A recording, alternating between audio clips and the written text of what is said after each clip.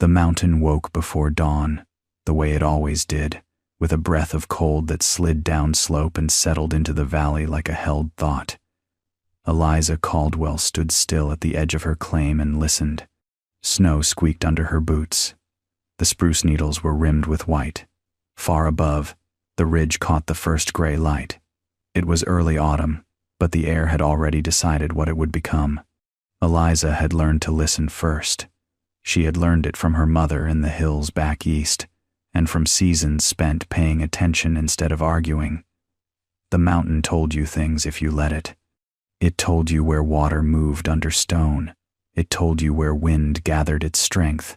It told you how long the sun would touch a south face before slipping away. People in the valley said she was stubborn. They said she was building the wrong thing in the wrong way. They said winter here was not a puzzle you solved with cleverness. It was an enemy you endured with firewood and prayer. Eliza did not argue.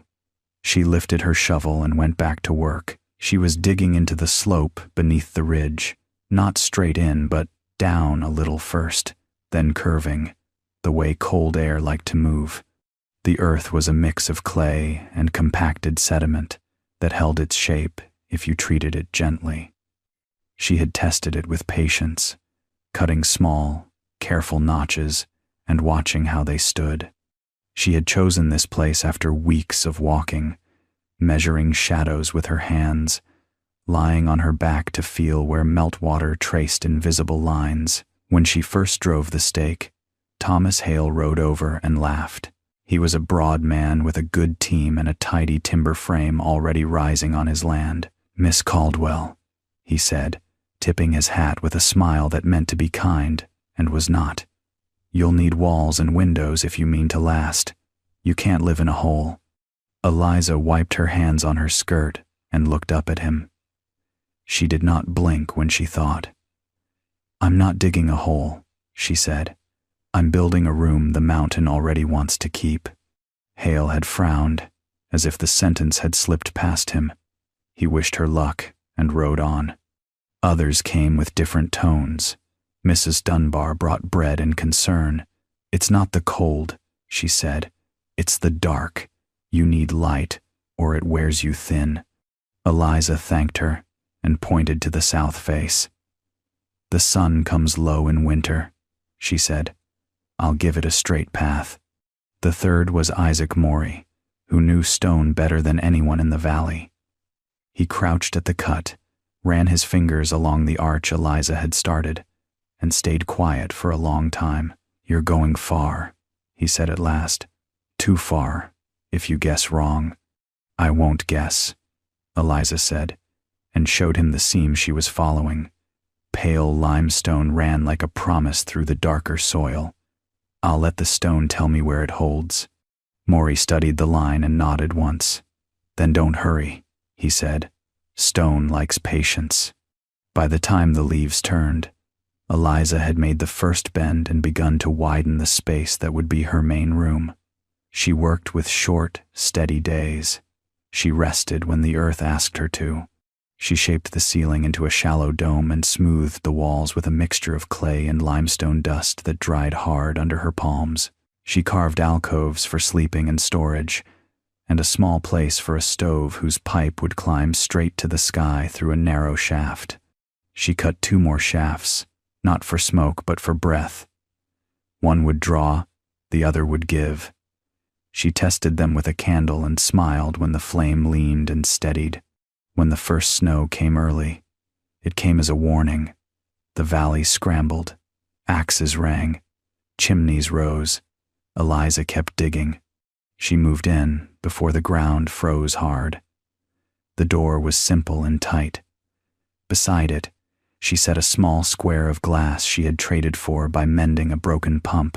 Light fell in a clean line and reached farther than anyone expected.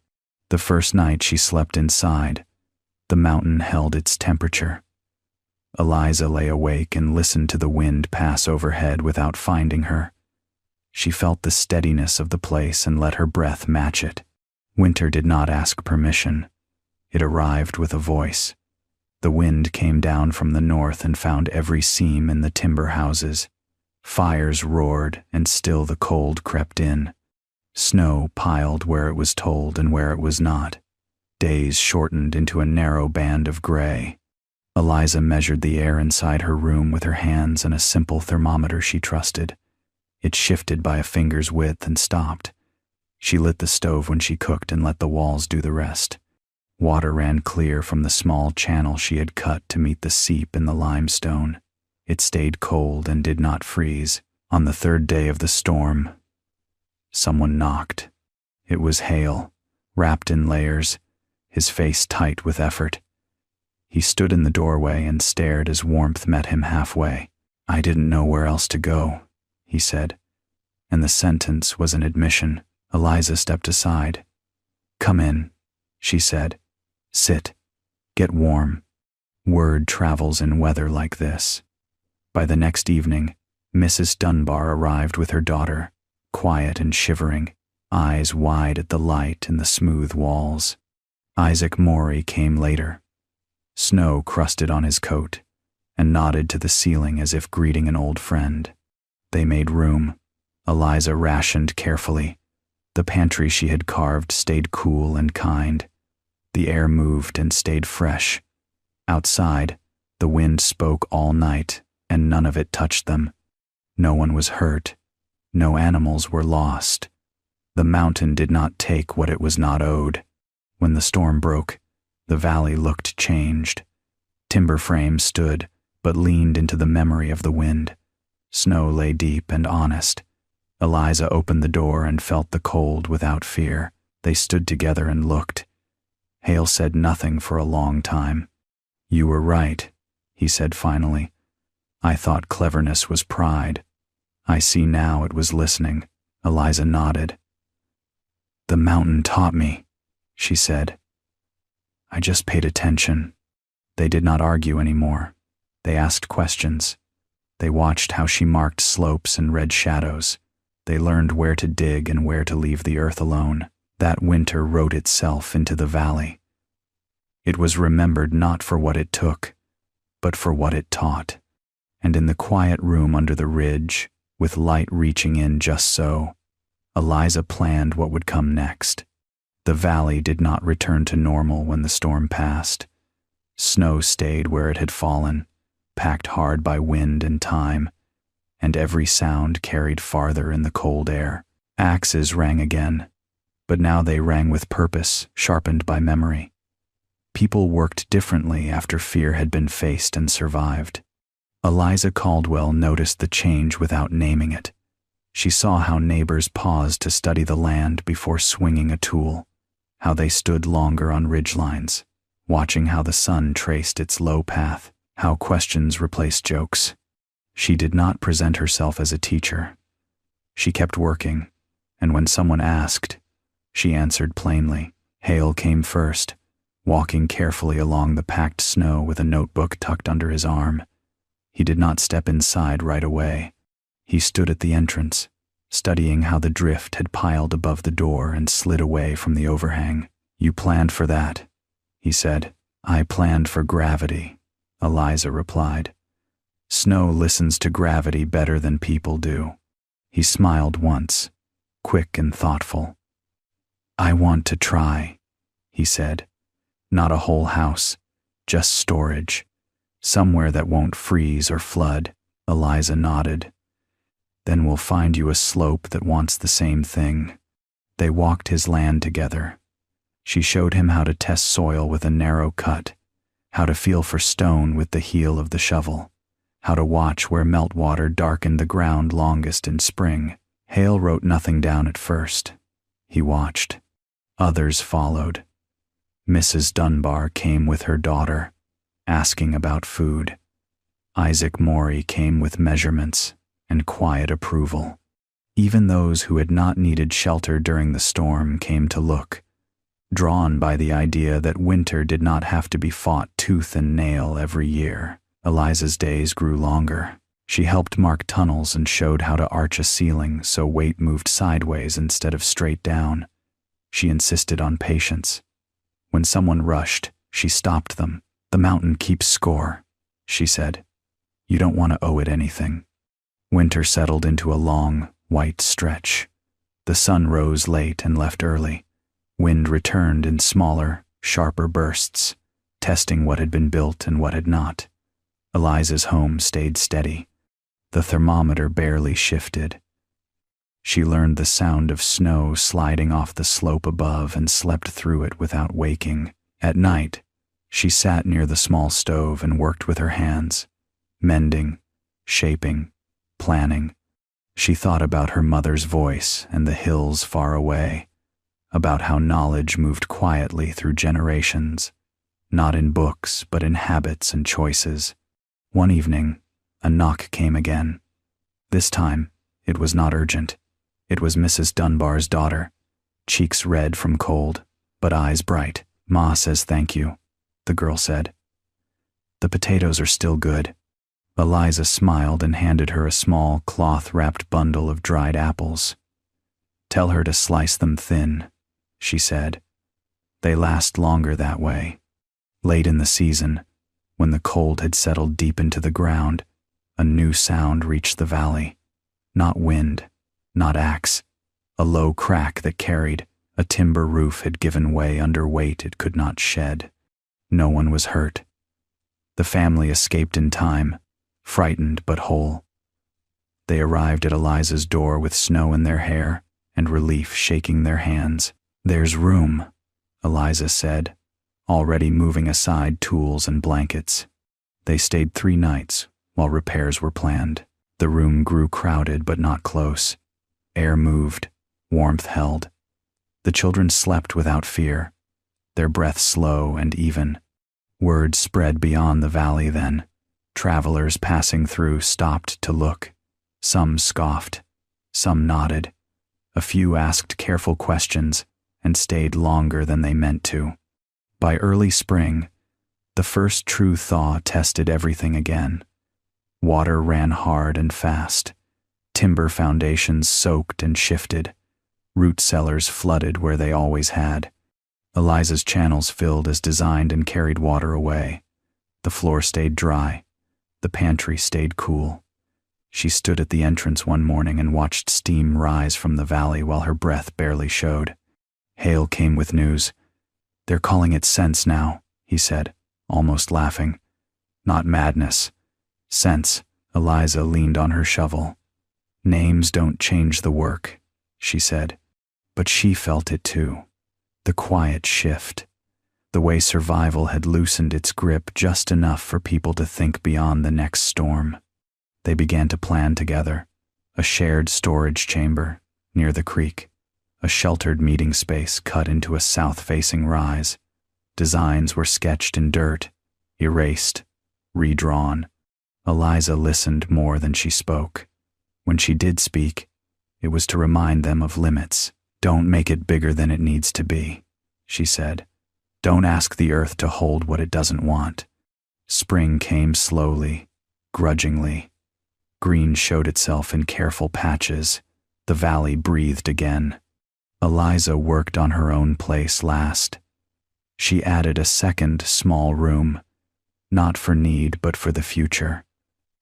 She strengthened a shaft, smoothed a wall. She planted above the roofline grasses and low plants whose roots would hold soil and whose bodies would take the sun's heat and give it back slowly. One afternoon, Isaac Morey stood beside her and watched her press seeds into the damp ground.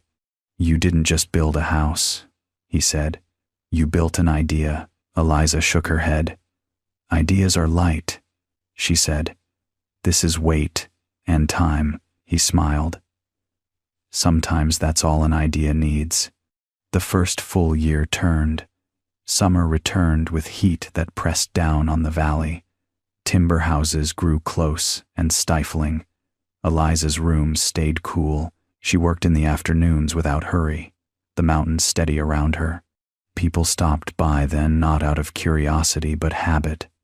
They sat, they talked, they planned. The mountain listened, the way it always had. And somewhere beneath the surface, deeper lessons were settling, waiting for the next test that would ask whether this new way of living had truly taken root. The second test, did not arrive with noise. It came quietly, the way the most dangerous things often do. By midsummer, the valley noticed what was missing before it noticed what was wrong. The creek ran, but lower than it should. Grass browned early on the south slopes. Mornings stayed cool, but afternoons stretched longer, heavier, as if the heat had nowhere to go once it arrived. Eliza Caldwell felt it first in the water. She dipped her hand into the channel she had cut months before and held it there longer than usual. The flow was steady, but the temperature had shifted. Only a little. Enough to notice if you were listening. She did not say anything at first. She watched the ridge. She watched how clouds built and then dissolved without giving rain. She watched how the wind changed direction in the afternoons, pulling warmth upslope instead of letting it spill away. By August, the valley was talking. "It's just a dry spell," someone said. "We've had worse," said another. But the wells told a different story. Buckets came up slower. Pumps sighed instead of singing. Crops held on, but just barely. Leaves curling inward to protect what little moisture they had left. Eliza worked every morning before the sun climbed too high. She reinforced the channels that guided runoff away from her home, not because there was water now, but because there would be again, and the mountain remembered old paths even when they were dry. Hale came one afternoon with his notebook again, the pages filled now, not empty. "The lower pasture's failing," he said, "and Mrs. Dunbar's well dropped a foot this week." Eliza nodded. "The water's still there," she said. "It's just moving deeper. Can you help us reach it?" She did not answer right away. She walked with him to the edge of the ridge where the limestone seam dipped and disappeared beneath harder layers. "We can try," she said, "but we won't rush. If we chase water blindly, we'll collapse half the hillside and lose the rest." So they worked the way she always worked, slowly, carefully, reading the ground like a map written in pressure and time. Isaac Morey joined them, quiet and exact. Others followed, bringing tools, bringing patience. The work was communal now, not because anyone said it should be, but because it made sense. They cut a narrow exploratory shaft where Eliza marked the stone. They listened to the sound the shovel made. They smelled the earth as it changed. After days of careful progress, dampness returned, darkening the walls, cooling the air. When water finally seeped through, it was not a rush, it was a promise. They lined the channel and capped it properly, letting it feed a shared cistern lower in the valley where gravity would do the work no one could. The water stayed cold. It stayed clean. Word spread again, but differently this time. Not with urgency, with respect. The drought deepened as summer wore on. Crops survived where water was guided instead of wasted. Food stored in Eliza's earth-cooled rooms kept longer than anyone remembered. The valley tightened its belt without panic. Then, in late September, the sky changed. Clouds gathered fast and low, stacking against the peaks like a wall. The air went still. Birds dropped out of sight.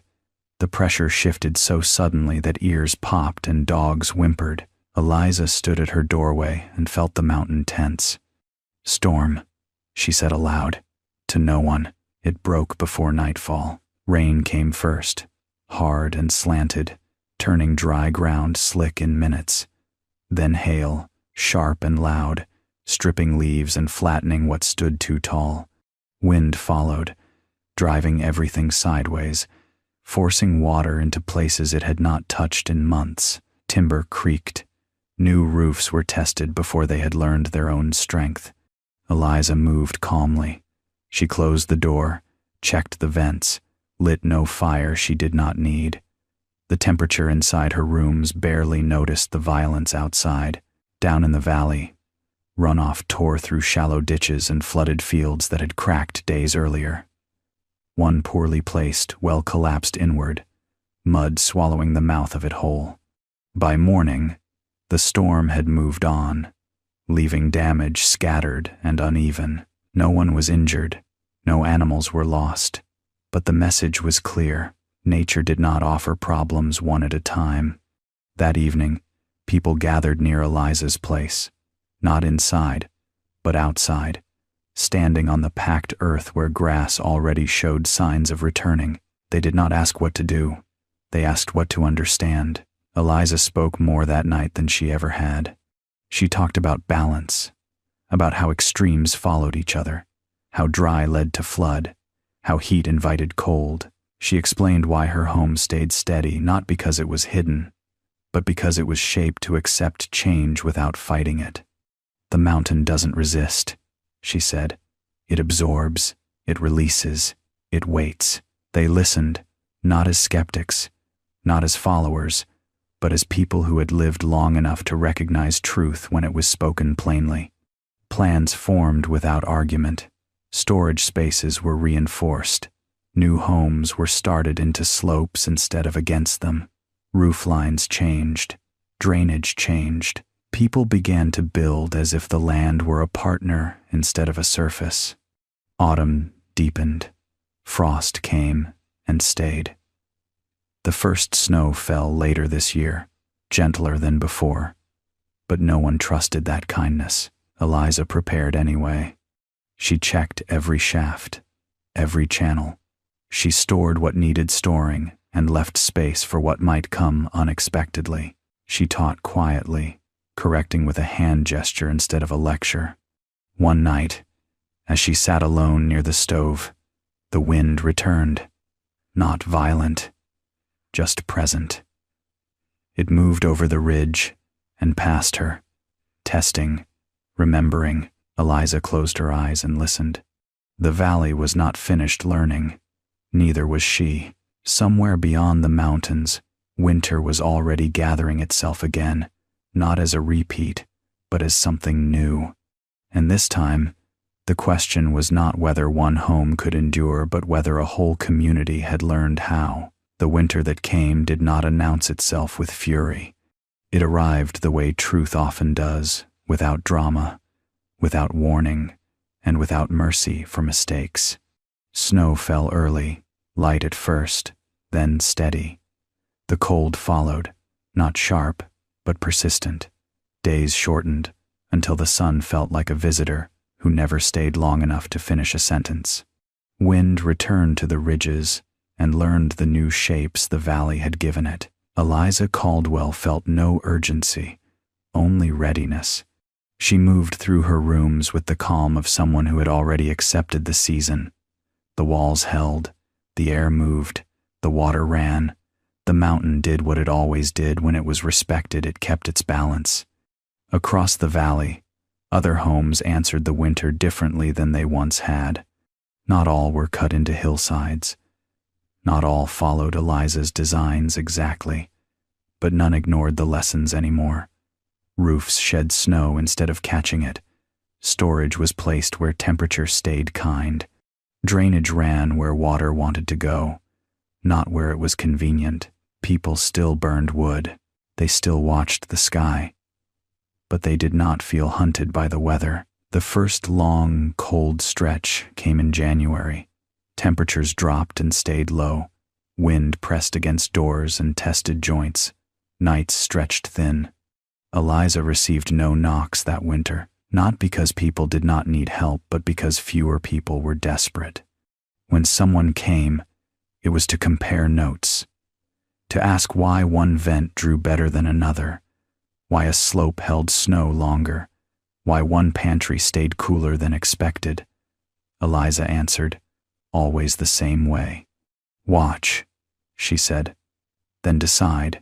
Late in the season, when even patience felt tired, the cold deepened again, not record-breaking, not legendary, just enough to remind the valley what forgetting used to cost. A timber house on the far edge failed where it had always been weakest. The family moved calmly, without fear, into a neighbor's earth-backed storage room that had been widened for just such a reason. They stayed warm. They stayed whole. Eliza heard about it days later. She nodded once and went back to her work. Spring arrived slowly, as if testing whether it was welcome. Meltwater followed the channels that had been cut with care. Fields drank without drowning. The creek rose and settled into its banks. Green returned. When the valley gathered that year, it was not for celebration. It was for acknowledgement. Hale spoke briefly, uncomfortable with attention. Mrs. Dunbar's daughter, taller now, listened instead of talking. Isaac Morey stood with his hands folded, eyes on the ridge. No one asked Eliza to speak. She did anyway. "Nothing here is finished," she said. "Not my home, not yours. The land changes. So must we. What matters is not copying what worked once, but understanding why it worked at all." They stood quietly after that. Years passed. Eliza's hair silvered. Her hands slowed but did not forget. She took fewer projects, answered fewer questions, but never stopped watching. New families arrived and built differently than the first ones had. Children grew up assuming that earth-backed walls and shared storage were normal. When storms came, they were met. When droughts came, they were managed. Eliza's home remained unchanged. It did not need improvement, only maintenance and respect. The mountain held it the way it always had. One evening, long after the valley had settled into itself, Eliza sat at her doorway and watched the sun drop behind the ridge. Light slid across the slope and disappeared into the grasses she had planted years before. The temperature inside barely shifted. She smiled not with pride, but with recognition. She had not beaten the mountain. She had listened long enough to belong. And when future winters came, as they always would, the valley would remember not her name, perhaps, but the way of thinking she had left behind. That was enough, the mountain agreed. Epilogue. Long after the winters blurred together, the valley learned a quieter rhythm. People stopped measuring seasons by how hard they struck and began measuring them by how gently they passed. Snow still came. Wind still tested every ridge. Summers still pressed heat into the soil until it cracked and asked for patience. But none of it felt personal anymore. None of it felt like a punishment. Children grew up running across hillsides that hid rooms beneath their feet. They learned early that cool air sank and warm air rose, not as lessons written down, but as facts proven every day. They fetched food from pantries that never froze and never spoiled, and they thought nothing of it. This was simply how homes worked. Eliza Caldwell did not become a legend while she lived. She became something quieter. People spoke her name the way they spoke of a trail that never washed out, or a spring that never ran dry, with familiarity, with trust, without ceremony. When she no longer walked the ridges, others did. They tested soil the way she had. They watched shadows the way she had. They listened before they built. Her home remained, unchanged except for the softening marks of time. The walls still held their temperature. The air still moved the way it should. The mountain still kept it safe. Travelers sometimes stopped and asked who had built such a place. The answers varied. A woman who paid attention, someone who didn't fight the land, one of ours, and that was enough. The valley never forgot the winters that taught it fear, but it remembered longer the seasons that taught it understanding. When storms came, doors opened calmly. When droughts lingered, water was shared without argument. What endured was not a structure, or a technique, or even a name. What endured was the habit of listening, and the mountain, patient as ever, continued to speak to anyone willing to hear it. If you enjoyed this story, click the video on your screen now to watch another unforgettable tale where destiny and courage collide in ways you never expected. Don't forget to subscribe and consider to hype our video to help us keep bringing you more stories like these. Your support means everything to us.